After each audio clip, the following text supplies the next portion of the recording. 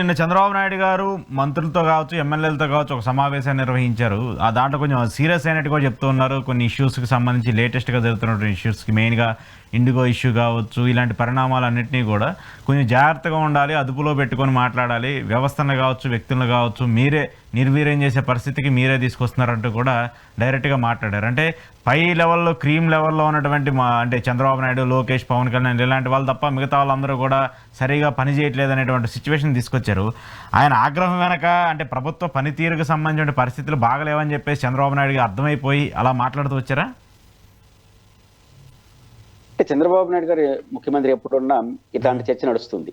మంత్రులకు ర్యాంకింగ్, మంత్రులపైన ఆగ్రహం, అధికారులపైన ఆగ్రహం, ఇవి ప్రతి కేబినెట్ మీద జరుగుతూ ఉంటుంది. ఇది వ్యూహమా, సహజ ధోరణ అర్థం కాదు. మంత్రులు సరిగ్గా పనిచేయకపోతే సరిదిద్దాల్సింది, హెచ్చరించాల్సిన బాధ్యత ముఖ్యమంత్రి గారిది. ఆయన రైట్ అది, ఎందుకంటే హెడ్ ఆఫ్ ద క్యాబినెట్ కాబట్టి. నాకు అర్థం కాంటే అశోక్ గారు, ఇప్పుడు మీకు ఒక టీవీ ఛానల్ నడుపుతున్నారు. టీవీ ఛానల్లో సిబ్బంది ఉంటారు, టెక్నీషియన్స్ ఉంటారు, సిఇఓ ఉంటాడు, ఓనర్ ఉంటాడు. ఓనర్ మిమ్మల్ని కూర్చోబెట్టుకుని మీరు ఏదైనా సంథింగ్ లోపాలు ఉన్నాయనుకోండి, దాన్ని ఇట్లా మటు మీడియాకు సమావేశం వేసి మా డిబేట్లు నిర్వహించే పాలన బాగలేదు, ఆగ్రహం వ్యక్తం చేశాను అవన్నీ ప్రజలు చెప్తారా? మేమేం చేస్తాం? మిమ్మల్ని మార్చే అధికారం మాకే ఉంది. మీ వ్యవస్థ మీ ఇష్టం. అంటే కేబినెట్ మంత్రులు సరిగ్గా పని చెప్తే ప్రజల ముందు వస్తే ప్రజలు ఏం చేస్తారు అంటున్నా. ప్రజల ముందు ఆ వివరాలు ఇచ్చారనుకోండి, మంత్రివర్గంలో 5 మంది సరిగ్గా పని చేయలేదు, ఏం చేయాలి? ప్రజలు వచ్చి మిమ్మల్ని ఆ మంత్రులు మార్చే అధికారం ప్రజలకు ఉందా? లేదు కదా. మంత్రులు సరిగ్గా పని చేయకపోతే సరిదిద్దండి, సరిదిద్దకపోతే మార్చేయండి. దీంట్లో ప్రజలు ఏం చేయాలి, మీడియా ఏం చేయాలి? మీడియా ముందు కుదురుతూ ఉంటారు.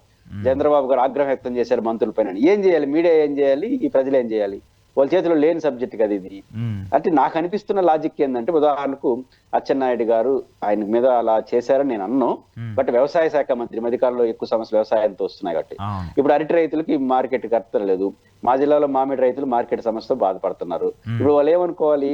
ముఖ్యమంత్రి గారు బాగున్నారు, లోకేష్ గారు బాగున్నారు, పవన్ కళ్యాణ్ గారు బాగున్నారు, మా అచ్చెన్నాయుడు గారు బాగలేదు, అందుకే ఆగ్రహం చేశాడు. ఆయన గిట్టుబాటు ధరల సమస్య కారణం.